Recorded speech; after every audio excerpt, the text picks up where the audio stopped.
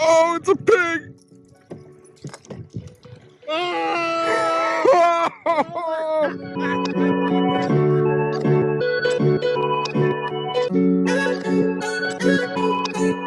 Welcome to the Lake Erie Kayak Anglers Podcast, the podcast designed to make you a better angler.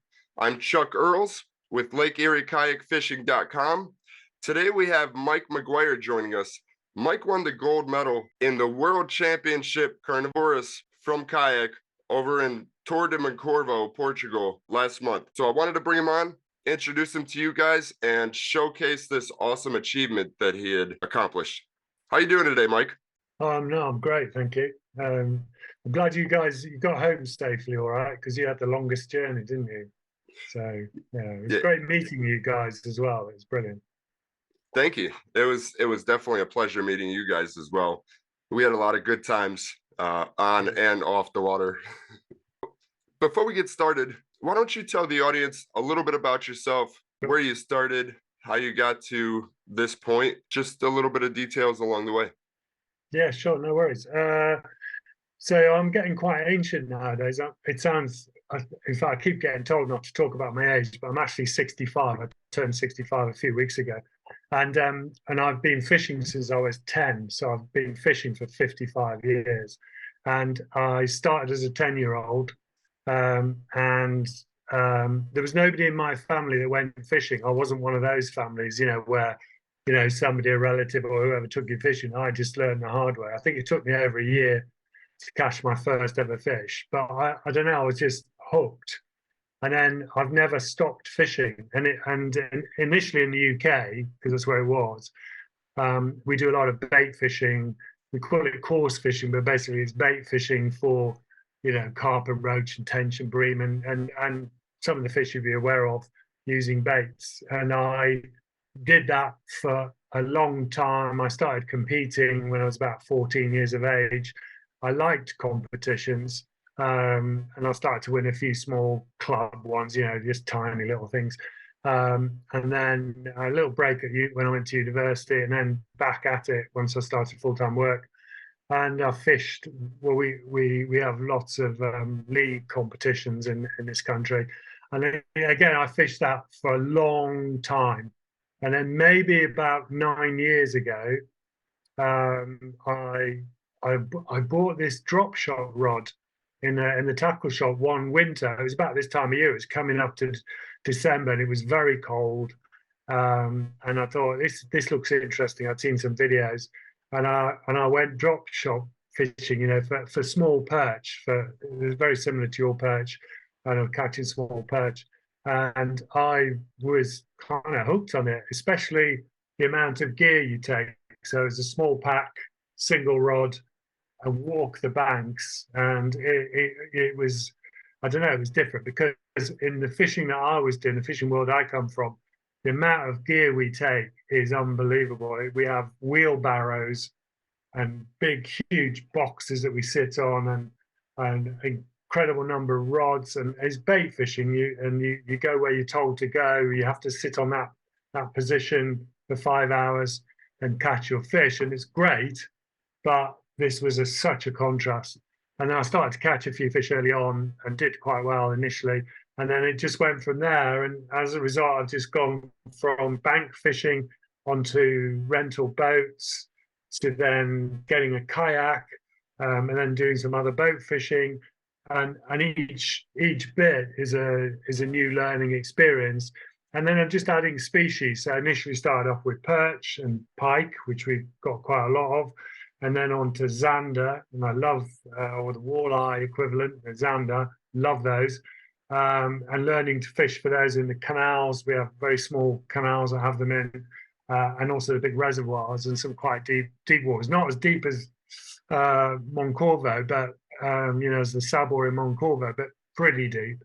And I've been competing at that. I was fortunate enough to win European Hobie European title in 2018. Was it 2019? Whenever, in France. That took me to the Worlds, the Hobie Worlds in Australia, fishing for yellowfin bream, which was a fish I'd never fished for. And that was brilliant. I just kind of love all that stuff. So funnily enough, I just like competing or practicing for a competition. I've seemed to have been easing back on just going for the sake of going now. I'm usually looking forward to the next competition. So and then find myself representing England in this first World FIPSED kayak predatory fish tournament, and well, fantastic. So obviously got the result we wanted, but I didn't really imagine it would be as good as that, but turned out fantastic in the end. Yeah, you guys really put it together and figured it out. Lagos del Sabre was the most difficult lake I've ever fished. Here on Lake Erie, it's a lot of open water, not a whole lot of structure, but the structure that we do have always produces. And the biggest challenge for me there was nothing but structure and deep water, even down to 320 feet. So that was a little bit of a challenging experience, but the people really made it worth it. The experience surrounding the tournament was just incredible. Yeah, same for us. I mean, the scenery was brilliant, the people were brilliant.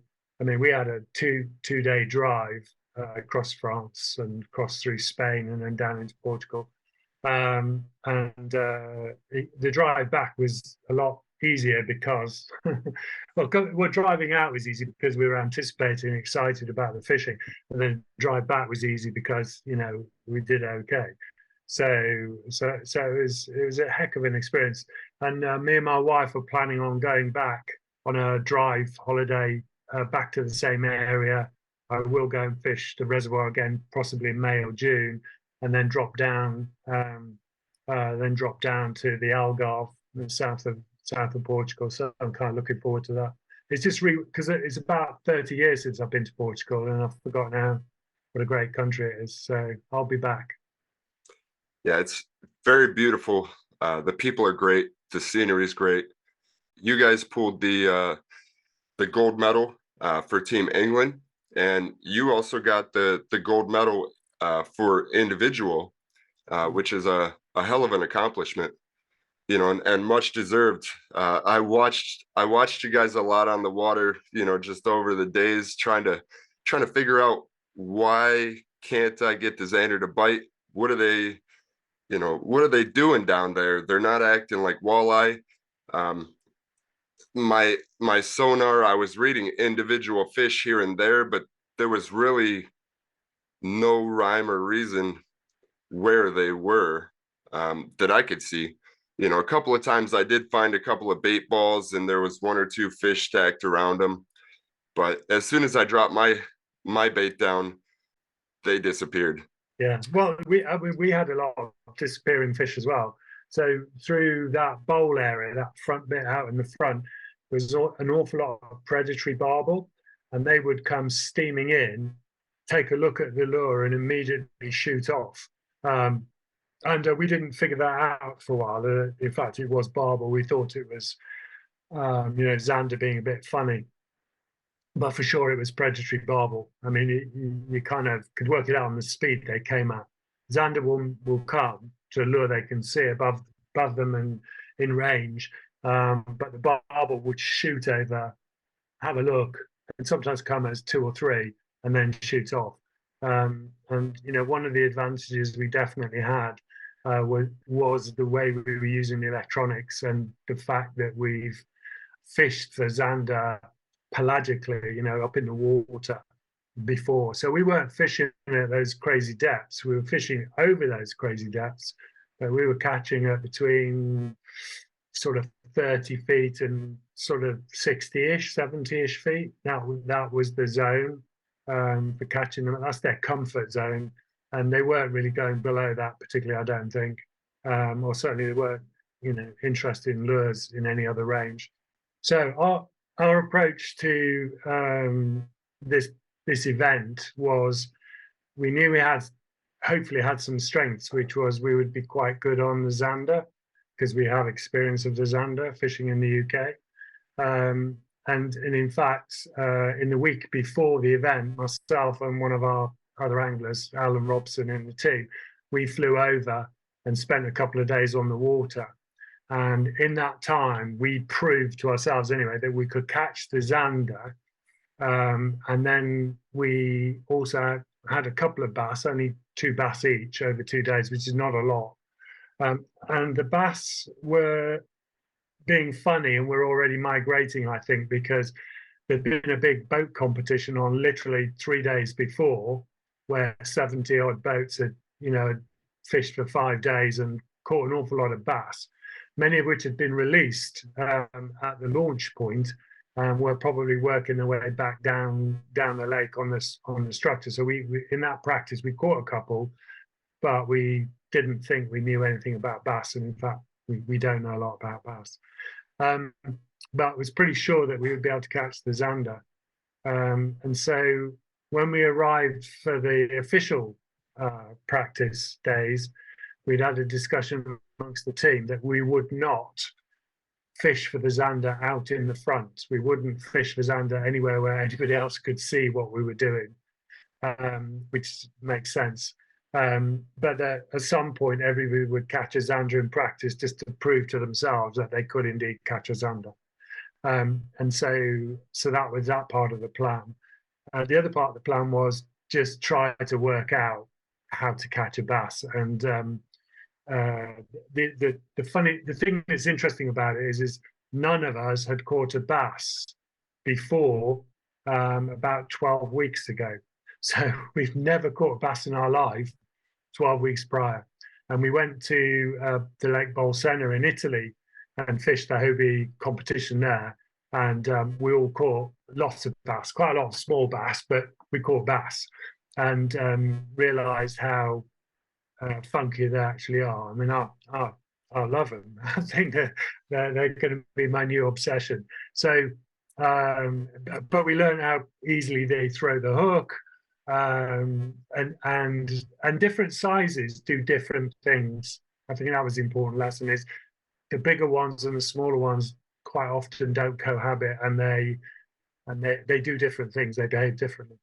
But nonetheless, while we were in Moncorvo in the practice time, I think in the 2 days of practice between us all, so there was 6 of us, we only had 3 small bass. I think so. I think we only had 3 small bass.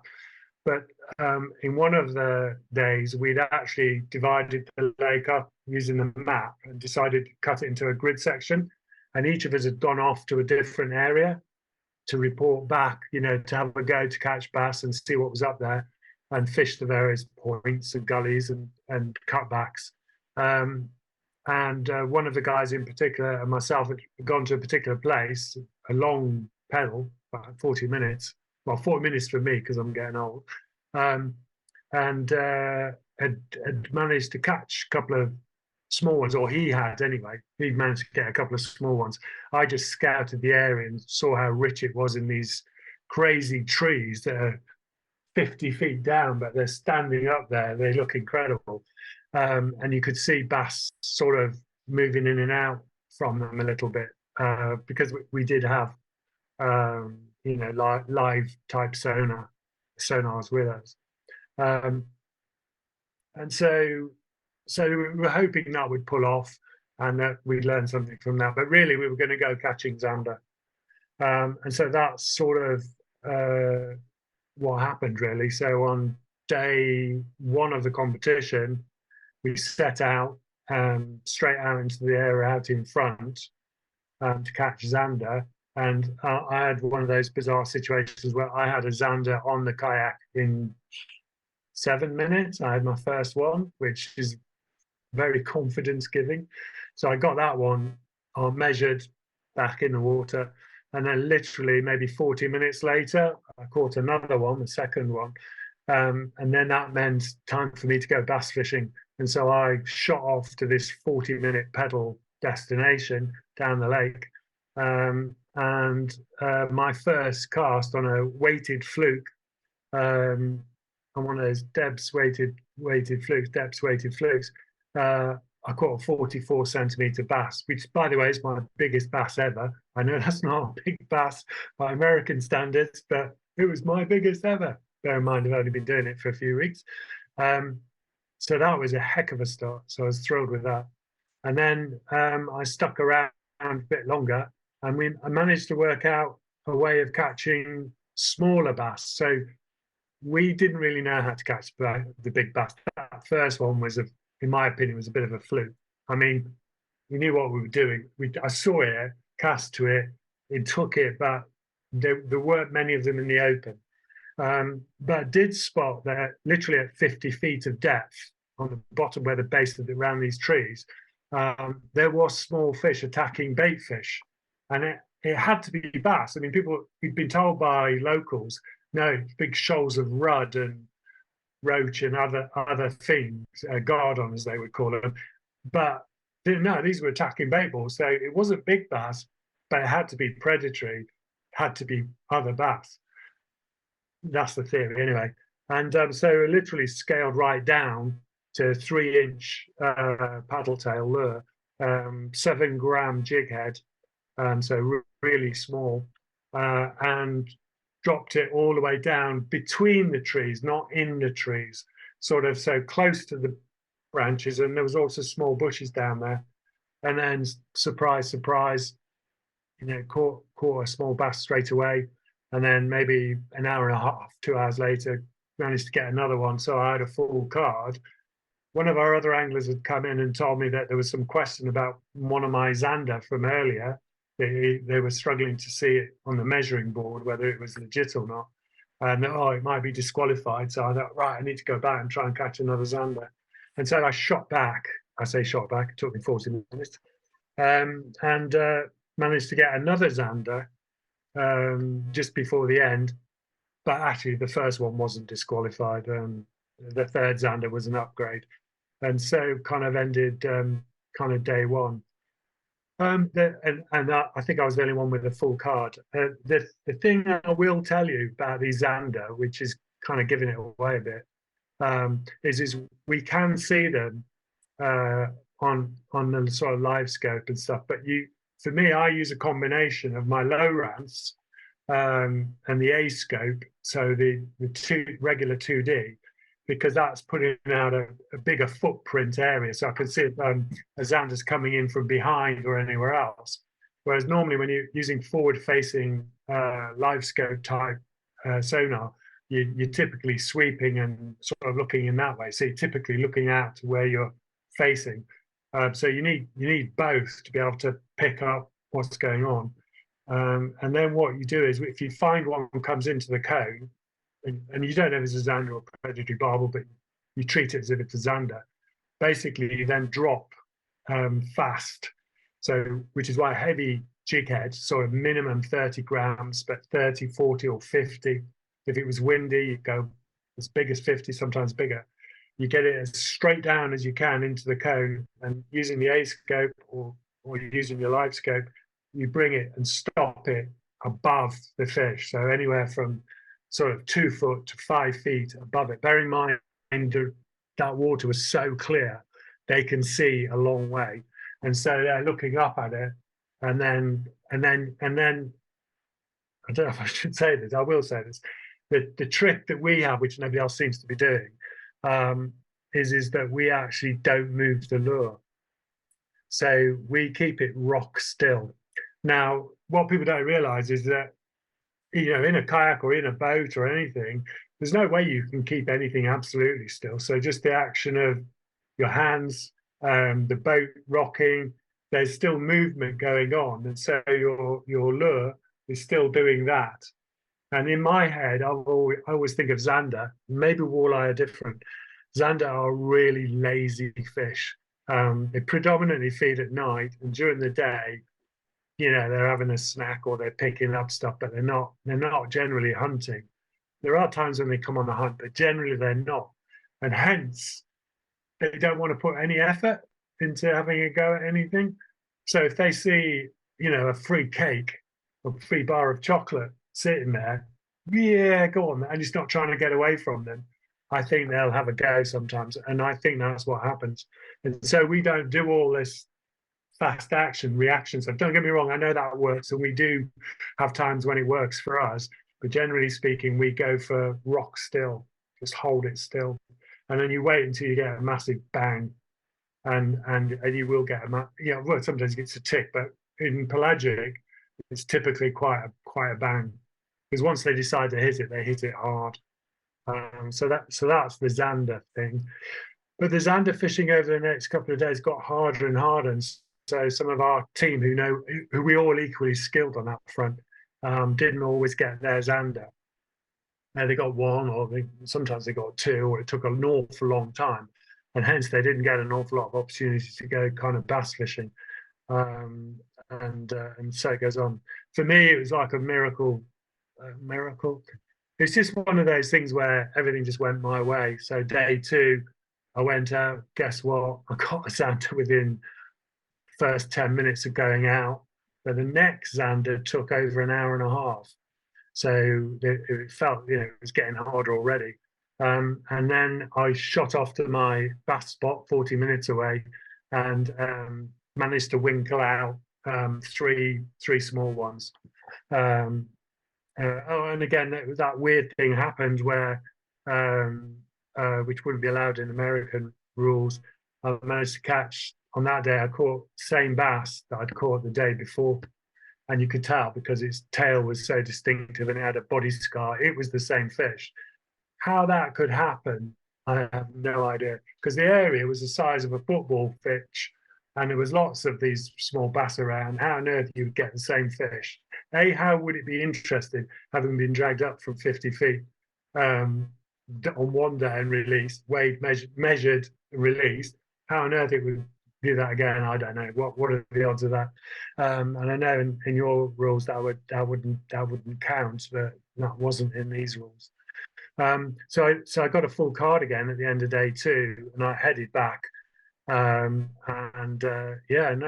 that was brilliant, because again, nobody else had got a full card, so I obviously knew I was in a heck of a good position. And then that leads into day 3, which is the pressure. So you have those negative thoughts sometimes, like, don't mess this up, it could all go wrong, it's only fishing after all. But the only way I probably could have been beaten at that point was if I'd have completely zeroed, donutted, blanked. We call it blanking. If I'd blanked, I don't know, Mike had got 3 big bass and 2 big Zander, he or the Portuguese competitor could have come through. But the odds were against them as long as I could catch something. If you remember, on day 3, it was incredibly foggy, literally 30 yards out from the bank, and the kayaks disappeared. You could see the bank. And so I went out to go Zander fishing, because that's the sensible thing to do. That's the successful plan. And as I was just going out, it was about 30, 40 yards off the bank. And I was just getting over the sort of 40, 50 foot depth before it plummets over a deep edge. I saw this row of bushes at 50 feet. And there was some bait ball stuff down there, and there were bass attacking it, or could have been small Zander. So I thought, before I go pelagic fishing for the Zander, I'll just drop one of these small paddle tails down there and have a look. So I dropped it down there, bang, I caught a bass. So it wasn't in the bass honey hole, it was literally straight out in front. It was a little bass, 29 centimeters. And I was like, oh, thank goodness for that. Having said that, it wouldn't upload into the system for the whole day. So my manager on the bank didn't know, and he was like tearing his hair out about wondering what was going on. Anyway, I carried on fishing a little bit more for those bass. And then I don't know, I've got to go Zander fishing before the Zander bite is over. And I went Zander fishing, and guess what? I couldn't get a Zander. I couldn't get a Zander to save my life. I got lots of visits from predatory barbel, but no Zander. So I kept sweating the area, and then I did have a Zander on briefly at one point, thinking, "Oh, this is not good." And then I went back looking in those for those 50-foot bass in 50 feet near that row of bushes, and I managed to catch another one. Oh, so I've got a second bass. Oh, that's brilliant. That's pretty good. That's probably makes me uncatchable, but nonetheless, you never know. So I was fishing intently on, just looking for Zander again. So I fished Zander right to the end, and literally as we were coming in, I was coming in at 4:10, the last in, and literally at maybe 2 minutes, 3 minutes past 4, out in the front over that 50-foot bit, I was casting the tinkly lure for bass again, trying to get a third bass, and bang! I thought, oh, hit a big snag. Oh no, and it was stuck and not. And then eventually it broke free, and I thought, oh, it's just strange. Maybe it's a bit of branch, because sometimes, when you hook a stick, sometimes it glides off to the side. It's not a fish, it's a stick. And I thought, oh, hello, it's pulling back. Reeled it up, and it was a Zander. So I hadn't been able to catch them on the conventional Zander technique, caught it on our micro bass technique. And literally that was the fastest sort of, unhooking, netting, unhooking, measuring and uploading that you've ever seen in your life. And so that ended my day, which was just brilliant, really. And so I literally shot into the bank to arrive on time. So it was fantastic. I mean, I think what we learned is we don't know much about bass fishing, if I'm honest. We learned a lot in Bolsena in Italy, but that was vegetation and grass and all that stuff. This was completely and utterly different. So we've got a lot to learn. And to be blunt with you, we're so excited about coming to America next year to fish. And I no doubt we'll get our hides handed to us, but we're gonna learn a lot and have a great time. So that's how it was for me anyway. I'm sure you're going to crush that personal best also when you come. That'd be good. That's going to be at Center Hill Lake in Cookeville, Tennessee. It's going to be a great time. Lots of big fish, a fun place. We will be back after the short break. Today's podcast brought to you by LakeErieKayakFishing.com. Come along with me and experience one of the best freshwater fisheries in the world while chasing monsters kayak fishing Lake Erie. We now return to the show. So I have a couple of the lures you were using. Yeah. Got the little baby Zander on, this is a 40 gram jig head. So yeah, big jig head to get it down there. And then I'm guessing that's probably what you were catching all those bass on. The lure I was using was a bit bigger. That's one of Andy Dugan's hand pulled specials.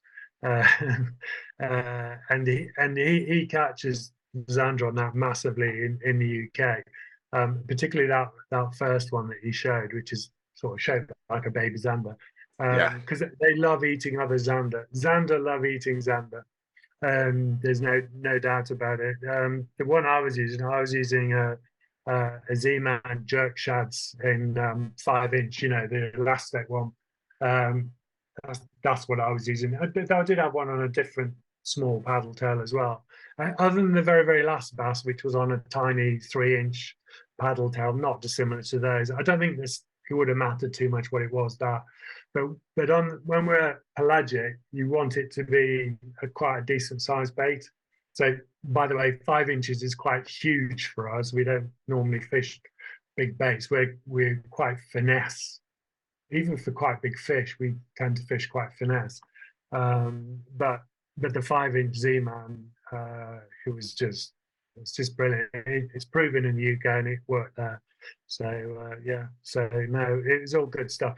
And the Zander Pro, the one in the salt and pepper color that I got you onto, that one is also brilliant, absolutely brilliant bait. And in the practice, when I was out on the water with a boat guide in the week before, I'd had big Zander hits on that, And again, it's the profile and the fact it's sitting there, just don't do much with it.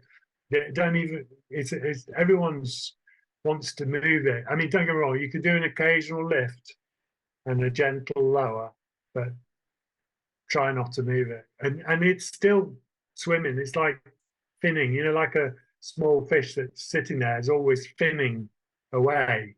You know, not always sweeping great big paddle tails, are they? So it's like finning. And again, the Zander thinks, this guy hasn't seen me, easy prey, bang. That's what I think happens anyway. It'd be interesting to see if walleye are like that at all. I suspect they may or may not be. But yeah, we'll see. Depending on the day, the walleye can be very aggressive. Really depends on how you want to fish for them. You know, you can get out there and troll big stick baits and be pretty successful catching them. You can use like a jig and wrap or some kind of vertically jigging and just snap jig for them. And what they'll do, you drop that bait down to the bottom and that walleye will just follow it and pin it to the bottom. So you won't even feel the bite until you lift up and you're like, oh, there's weight there, you know. And if you hesitate thinking it's a snag, you know, you're not hooking up. Yeah. No, I mean, we also do fish that method for Zander sometimes, and quite often you'll get a Zander hooked under the chin. I don't know if you find that. So we get, and it's where I think that's part of their technique. If they're feeding on small perch on the bottom, or crayfish, they pin them, they hit them down first almost. To kind of disorient them a little bit. Yeah, almost like stun them. And I also think they do that sometimes when they like seem to be biting short. I think sometimes it's almost like they seem to like just want to stab them, because obviously with their stabbing teeth as opposed to something like pike with its slopey back teeth, apart from you know what I mean. I sometimes think they're just trying to disable them so they can just lazily scoop them up. So you know, they're an interesting fish. We really like them in this country. Yeah. So. Yeah, they have not stopped calling my name. You know, I love walleye. Yeah. But I can't stop thinking about Zander. So I'm hoping to plan a trip back to Portugal sometime in the spring also. You know, check out the area again, get some of that fresh squeezed orange juice from the trees outside at the resort, and get back on that lake, because you know it humbled me, it beat me up, but it also, you know, made me want to go back so bad. Yeah, no, I get that.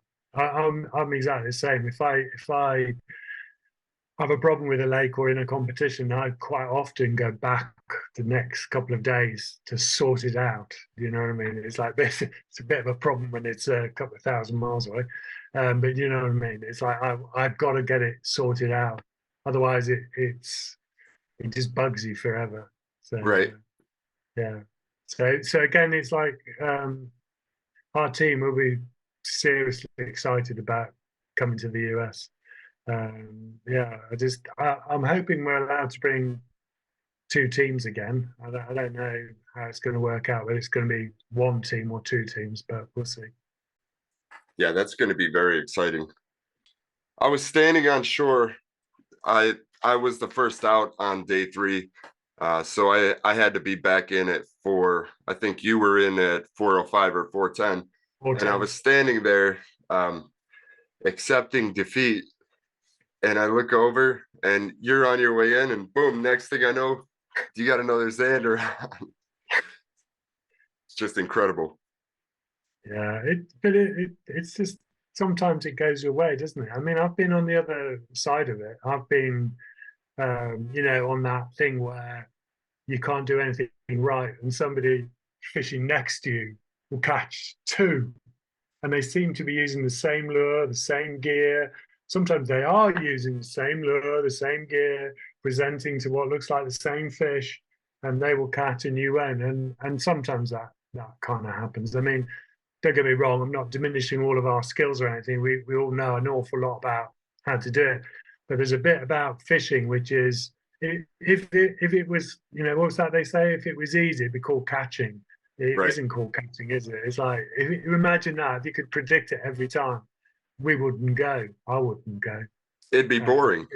Yeah, you don't know what day you're going to get. You know, you think you're going to have a great day and it turns into an awful day. You think it's going to be tough and it turns into a red letter day. I mean, that's fishing. That's what's brilliant about it, really. Yeah, I love it. Oh, by the way, I wanted to say thanks to you guys, to yourself and Mike and Eric, for, you know, your meeting you and your time over there and stuff. It was great meeting you guys. All the English team really loved hooking up with you guys. It was brilliant. So thank you. Oh yeah, absolutely. And thank you for all the tips and the camaraderie. We had a great time off the water, you know, talking fishing, talking about everything, having some Superbach and some nice cold beers, and of course their port wine. Yeah. I'm sure there were plenty, but if you had to pick a couple of the most memorable moments throughout the adventure, what would they be? Well, interesting. I think the first time we saw the lake from, you know, the top of the hill, you know, as you drive around the mountain and you're looking down, and you've never seen anything like that before. And there was always mist and clouds above you or below you or wherever. That we don't get that in this country. That was phenomenal. And then for me, after that, the first day, getting my first fish on the kayak, the first bite within the first 10 minutes. I hadn't slept the night before. I even though the accommodation was fantastic, it's probably the best sleeping I've ever had on an event. So it was amazing. But my nerves kept me awake. I was awake at 4 a.m. and you know, I didn't get a lot of sleep. And then getting a bite straight away, getting over that initial thing, that calmed me down. And then after that, I don't know, I was surprised at how it went for me. I was in the flow in a strange sort of way. Each fish took you deeper into the flow, you know, and then it was almost sort of felt unstoppable. But it's fishing, anything can stop it. What else is really brilliant?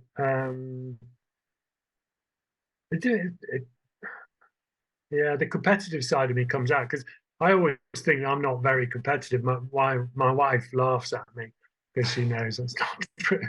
I always think, well, you know, as long as I played well, it's okay, and maybe not. But it's like on each day when I found out, on the first 2 days when I found out that I had a full card and nobody else had, I was shocked and thrilled, because I just knew that's a big deal. When somebody doesn't fill their card, that means the margins are widening up quite significantly. You know, it's like a fish margin every time. So I was quite pleased with that. And then obviously, finally, the next two big memorable ones was standing for the national anthem. So I've never had that before. I've never, you know, stood with a national anthem playing, and had it obviously for the individual and for the team. So that was just fantastic, really. So yeah, no, it's pretty cool. But the guys were taking the mickey out of me because I seemed quite laid back, but I am fairly laid back. I love talking about fishing. I get excited about that, but I don't get excited about, you know, my own accomplishments. I should probably get a bit more excited about that, but I don't. Because in the end, it's still fishing. You know, it's what we love. It's our passion. You know, but it's not the end of the world. So. Right.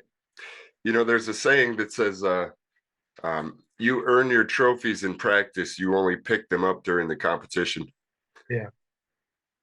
Yeah. And by the way, I mean, despite our limited bass knowledge, I've watched hundreds, if not thousands. I mean, most of the YouTube material I'm watching is bass fishing. I watch a lot of other stuff, but I actually find the bass fishing fascinating because it's not what I've been doing. but suddenly we are going to do a lot more. So I will be back into Europe bass fishing during the early part of this next year. I'll get over to Portugal, I think maybe in March, and then almost certainly in May. And then obviously we'll be over to the US in June, early June. So I'm going to try and get a lot of bass fishing in. In fact, I need to find a way to come over to the US. I need to make an excuse, justify the trip to my wife. I'm sure I'll find a way.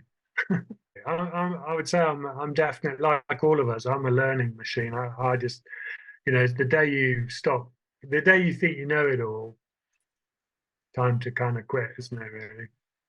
I agree. So yeah, I thrive on my ignorance, because that brings a new interesting day to try and learn new stuff, new lures and new techniques and so on and so on. So yeah, that was the most challenging part for me. Was there's not a whole lot of information out there on Zander.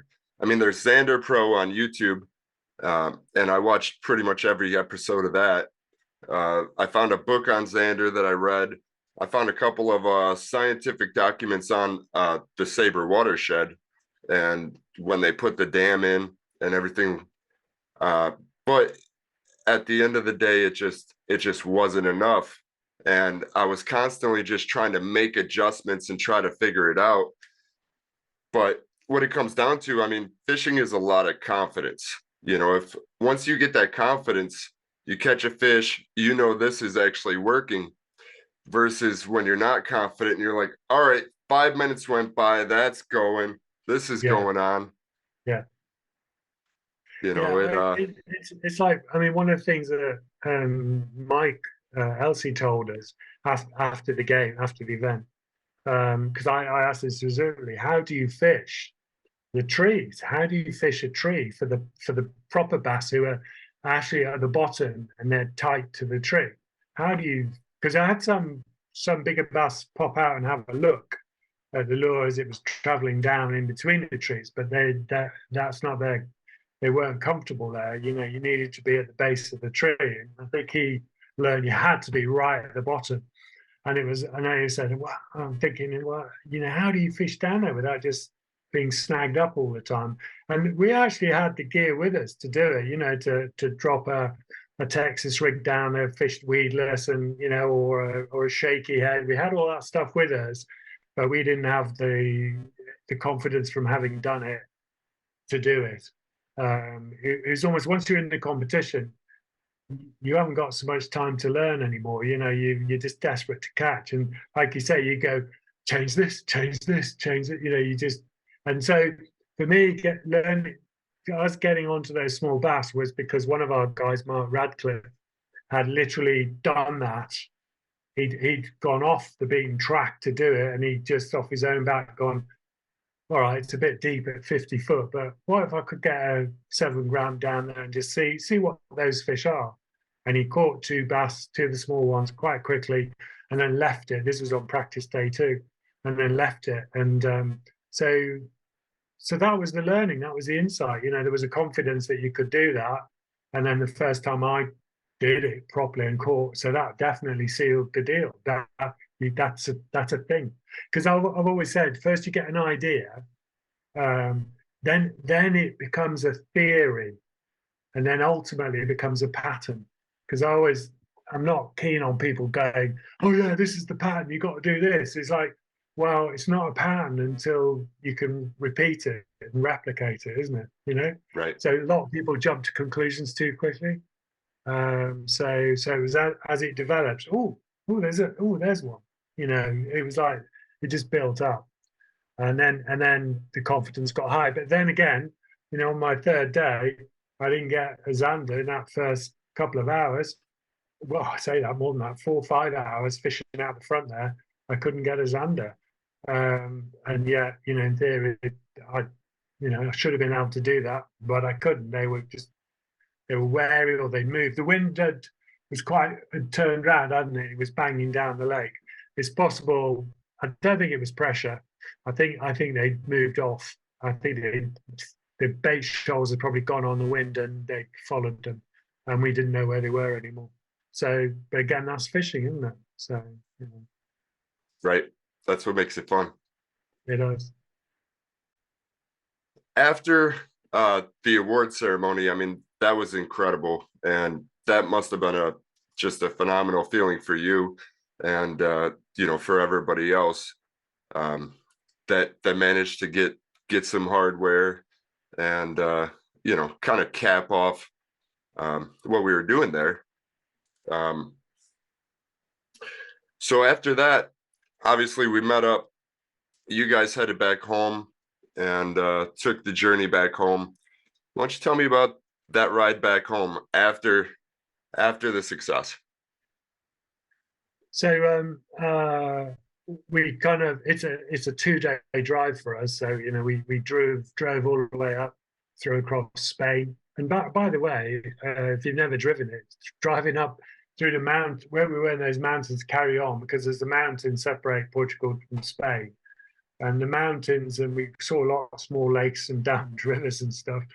And then you come on the edge of the sort of plains of Spain where there's very agriculture and it's just stunning and beautiful. And the weather was nice because when we driven down through France, it rained 100% of the time and it was just horrible.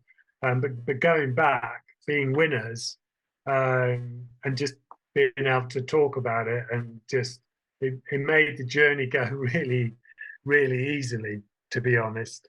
And we were immediately getting, you know, calls and messages from people in the UK, you know, celebrating the win, and that's a nice thing. And in the UK, it's actually quite important that we raise the profile of you know lure fishing for predatory fish. So bait fishing is the predominant sport that gets all the attention and the profile. Well, and it would do. That's where I came from. It's where most of us start. We don't automatically start fishing, you know, with lures and crankbaits and stuff. So we go get loads and loads of messages, and it's just a real buzz, really.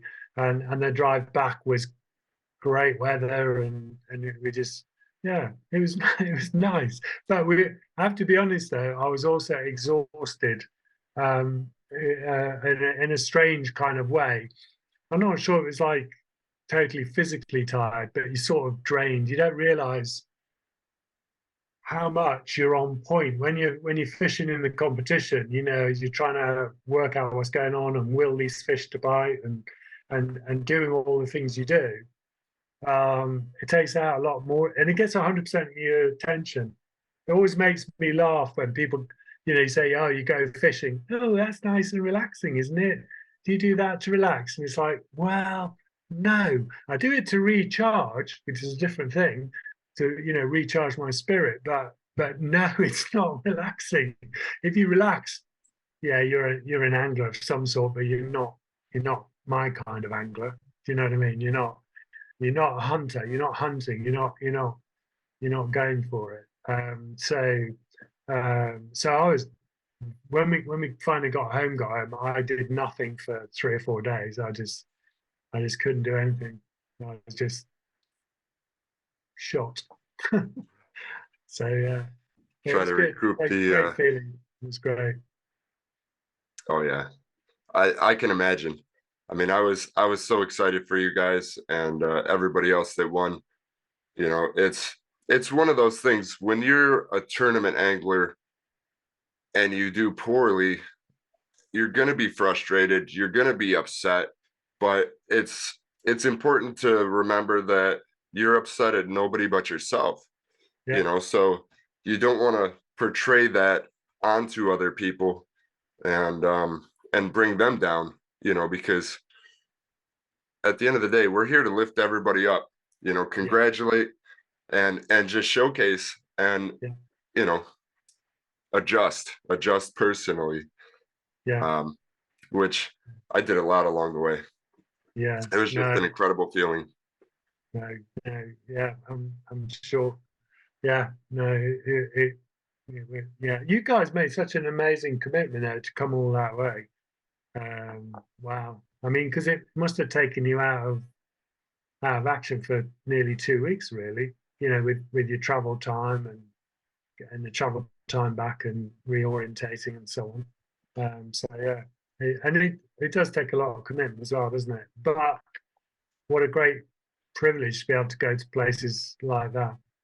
I'm trying to remember. So it's in America next year. I can't remember where it is the year after that. It's going to, well, I wonder where it'll be in the world. Again, it'll be interesting.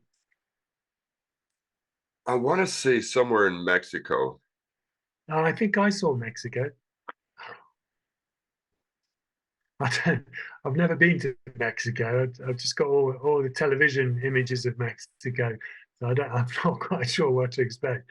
There's a reservoir with giant bass in it in Mexico, isn't there?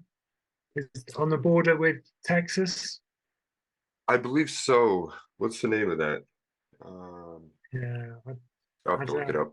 I'm sure I've seen it on YouTube videos, but if it was somewhere like that, that would be amazing. But anyway, it's too far off to look. The world keeps changing at the moment, doesn't it? Right. COVID and everything else we've had. Who knows what's around the corner? So yeah, just got to prepare the best. Next year and the following year will definitely be a lot easier for the USA Kayak Fishing Team. Obviously, being in Tennessee, you just grab your boat and drive there. That's about a 12-hour drive, well, 10-hour drive for me. Right, that's not too bad. Yeah. No, and then Mexico, I mean, that's a little bit of a hike, but it's still, it's just a land border crossing. So just simply, towing your kayak, towing your gear. You don't have to worry about all the hurdles that Mike and I faced on the way with, planes getting changed and airspace getting shut down, losing our fishing gear.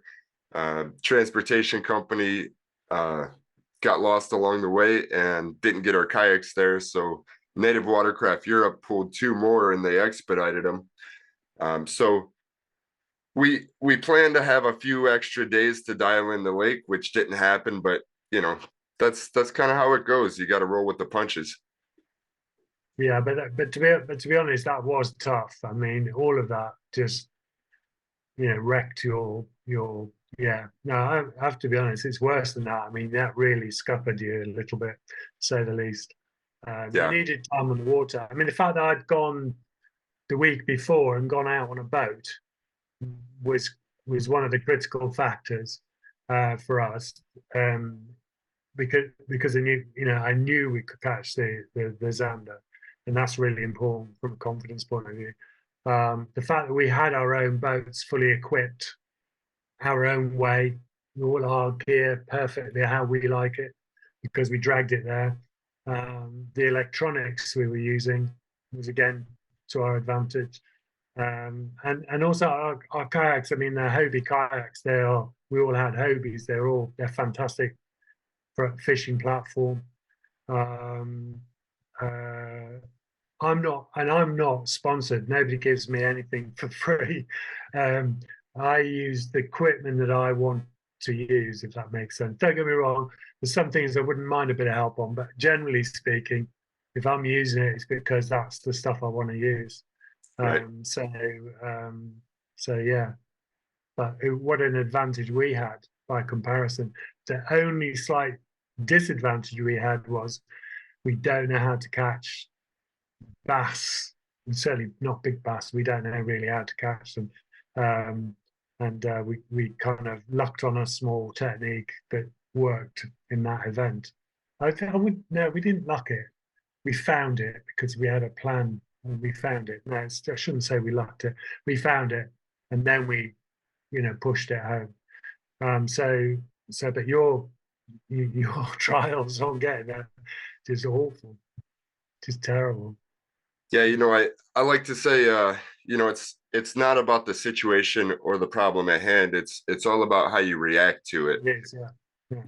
And so many times along the way, it was like, what is going to happen next? But fortunately, I was traveling there with Mike, and we just kind of fed off each other. When I started losing hope, he was there to push me forward and vice versa, and I think that's really how we pulled it off. Yeah. Well, but both of you are super positive guys. I mean, we generally, most Brits, we tend to think of Americans as being much more up and positive than we are. We're a bit down. We're not as out there typically. But you guys were, and Eric as well, you just full on. And we really like that. You see, it's like, because we're not used to it, we thrive on it. I love positivity. I'm all for playing above the line. You know, it's all about ownership, accountability, and responsibility. And it's shit's going to happen. It's how you choose to respond to the shit that makes the difference. Because the shit's going to happen. You know, so that, you know, that's the only way to be, isn't it? So yeah. Yep. So tell me, what's on the horizon? What do you have coming up? Funnily enough, I've actually already fished a competition last weekend on the Sunday. It's a street fishing competition, and came 5th in that out of about 30 anglers. And that, funnily enough, that was catching Zander. So I caught 5 Zander in that competition and a number of perch. And that was good. But now we've got very little on the horizon. There's a possibility of a competition in Holland, a Zander competition called, you know, you said you watched the Zander Pro series. They're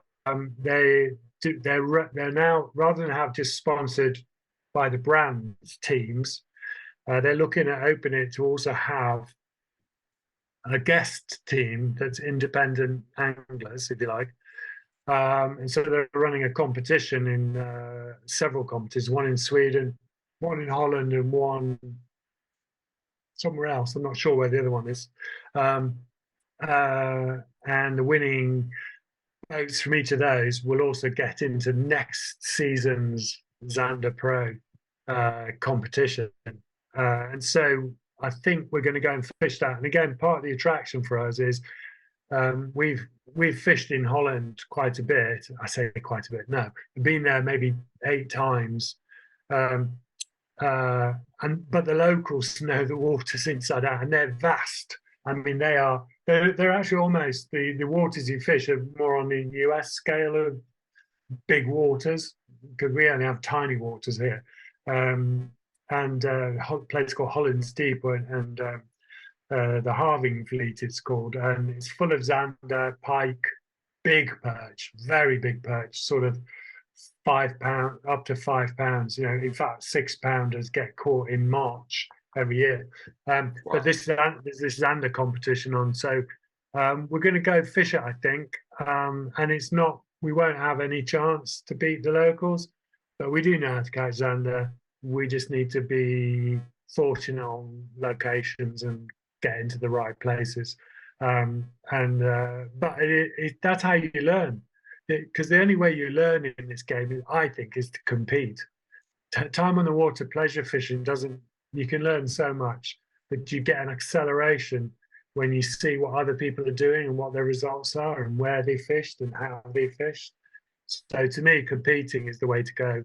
And then what's next? And then after that, obviously, we'll be thinking all the time about America, about June. You know, June will be with us before we know it. I mean, December, in a very short space of time, we'll be through Christmas, and it'll be like, oh, you know, June, that's, you know, less than 6 months away, or 6 months away. Wow, we need to get prepped for that. And how can we go over and, you know, ahead of time maybe and try and do something? So it'll all be thinking about coming to the US. So yeah, no, it's looking like an exciting year. Yeah, we shall see. Well, when you guys come, it would be awesome if we could plan a trip for you to stop here in my hometown, and I'll get you out on Lake Erie and let you experience a little bit of Lake Erie walleye. If you need kayaks, I'll have plenty, so I could take care of that for you. And then we can head to Tennessee, or even do it after Tennessee. That would be fantastic. I appreciate that a lot. Man, now, one thing, that would be amazing. That would be amazing. Oh yeah, I would definitely enjoy it, and I'll make sure you guys enjoy it. Yeah.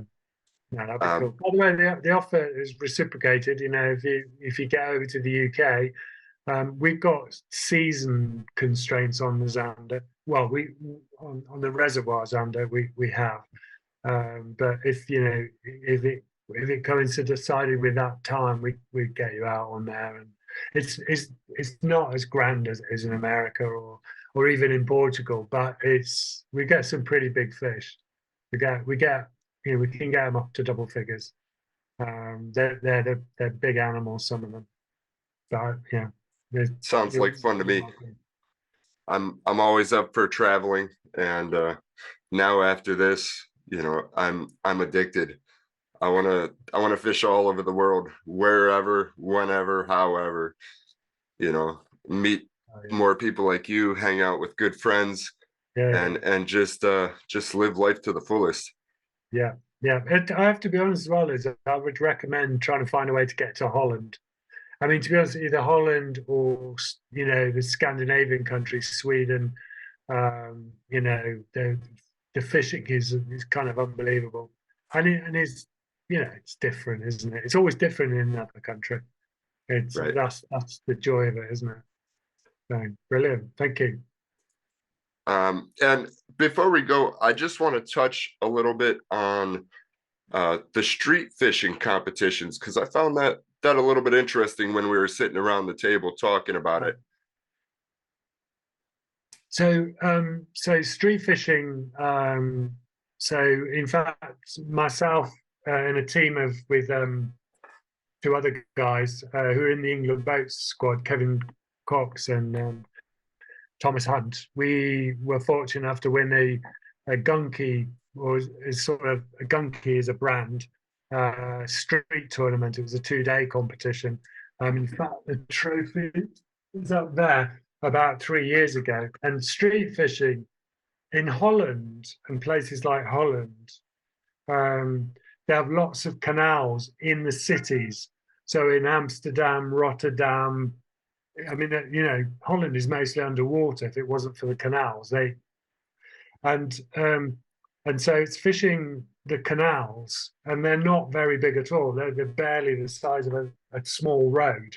You know, they can be, well, you get different sizes, but you know, and in this country, it was the canal network that predated the railroads that got all the goods up and down this country. So we have canals that go up the length of the country, and they're not very big at all. They're shallow. They're quite often they're only 5 or 6 feet deep in the middle, in the deepest bit because they silt up a bit.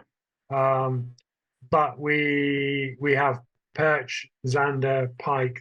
The zander are restricted to certain areas, but perch and pike are everywhere. And so we have bank fishing competitions that are on these canals, and they have big ones in Holland.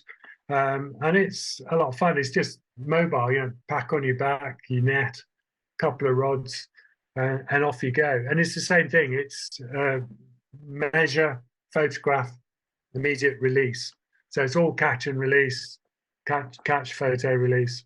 And some really good competitions around. So, and in fact, they did the first FIPSED one in Holland couple of weeks ago before we went to Portugal, and the England team I think came 4th in that one.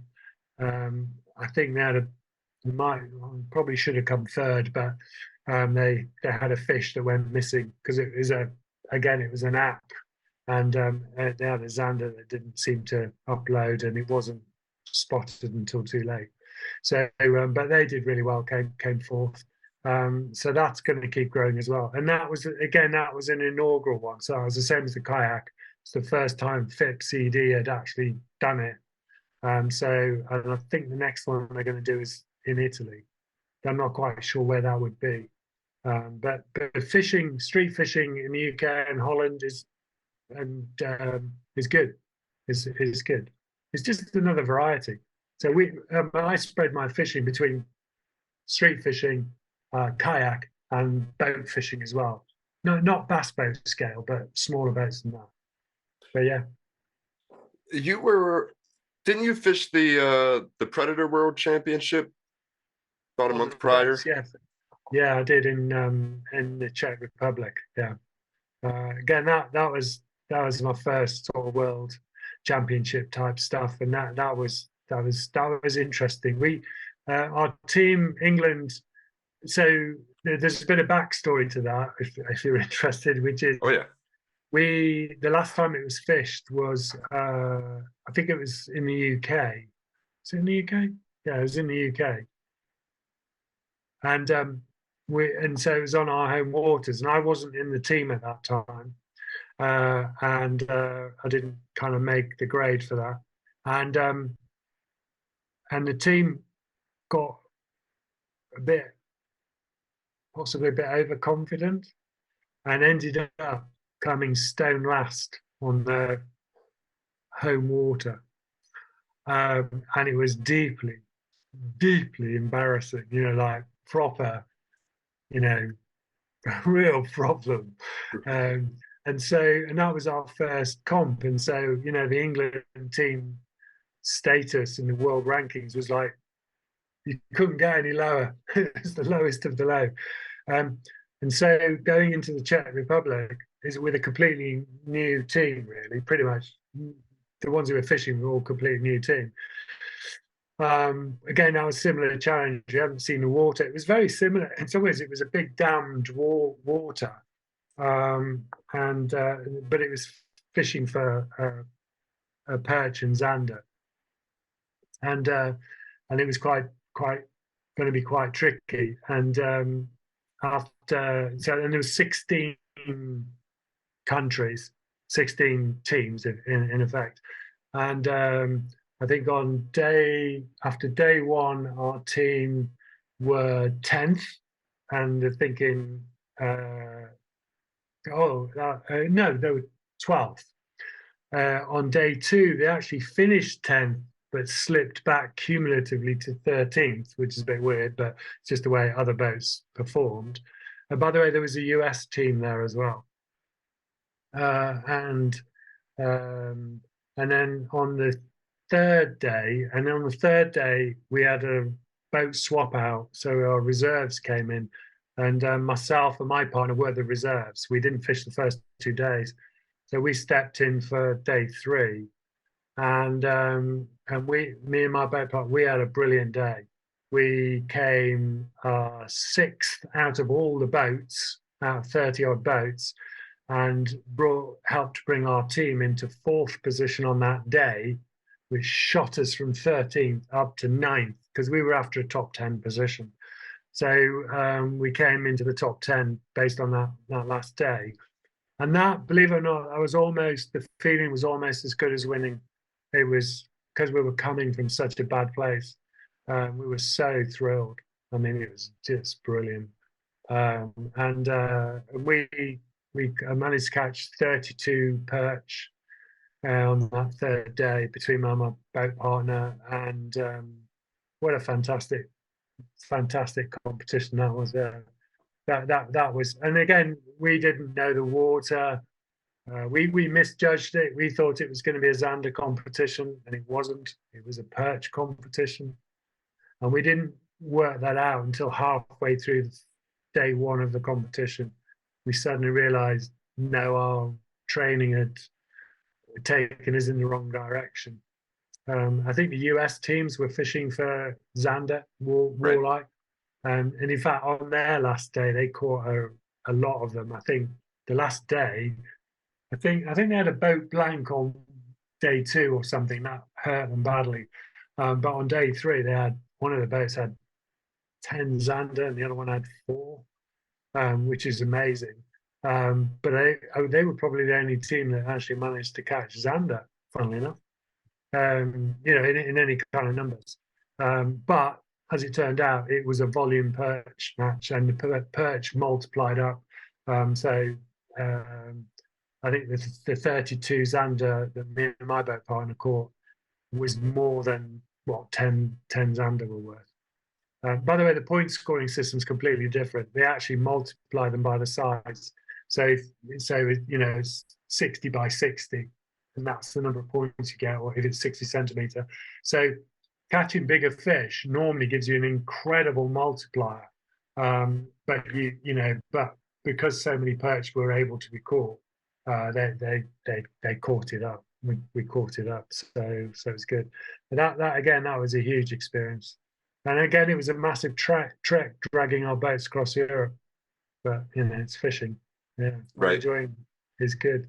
And again, next year it's in America in October, and it's in Green Bay. Green Bay. Yep. Oh, That's is that not far. Do you know that area? I've never fished Green Bay for walleye. I did go up there a month and a half before our tournament for king salmon. That's actually where I got the phone call inviting me over there. Was on the way to go catch king salmon. And the area we were fishing it didn't really have a whole lot of walleye. You know, the walleye were a little bit more up north in the Green Bay area. But I remember we're standing there cleaning king salmon. Here comes this guy with a couple of walleye. You know, I just laughed. I'm like, man, the walleye find me everywhere. But it also piqued my interest to get over to Green Bay and try it. You know, give it a shot. It's going to be a lot of the same level of walleye that we have in Lake Erie. So that's going to be a good time. And yeah, I would imagine. Who knows? Maybe somehow I can get in and compete in that one as well. Hey, you never know. But actually, last week on the podcast, we recorded it before we left. But I brought on Ryan Buddy and Nick Schwartz from Team USA from the Predator tournament. So that's great episode. It might be something you want to check out. I know I will. I'll go and watch those your back episodes on that. Yeah, no. Yeah, that's great. Cool. Well, hey Mike, thanks for joining me. It's been a pleasure. Thanks for all the tips and especially thank you for the tips along the way, helping me make adjustments and try to dial in the Zander. I mean, obviously, like you said, it is a tournament. And you didn't have to do that. So I appreciate it. And I appreciate the special baits that you guys gave me along the way. Yeah. Even though they didn't pull a Zander, I learned a ton along the way and a lot of different things that I plan on adapting over and seeing if maybe I can score some big walleye on as well.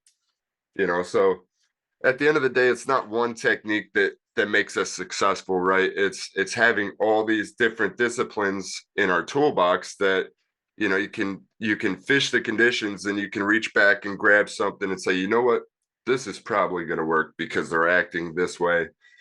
So just an incredible experience. Yeah. Thanks again for coming on, and congratulations again for your gold medal win, as well as Team England. We're actually hoping to get Team England on, you and everybody else, and I'll bring Mike Elsey on. Kind of a new segment we're trying to kick off called the Chuck and Mike Show. So okay.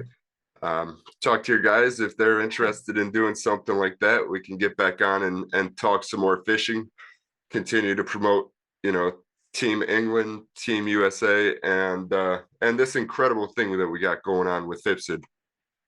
Absolutely. Brilliant. Yeah, thanks a lot for the opportunity to tell the story. Cool. Absolutely. Thanks, Mike.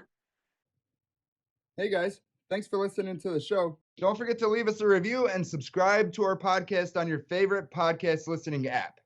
We will see you on the next episode. And remember, for me, fishing is life.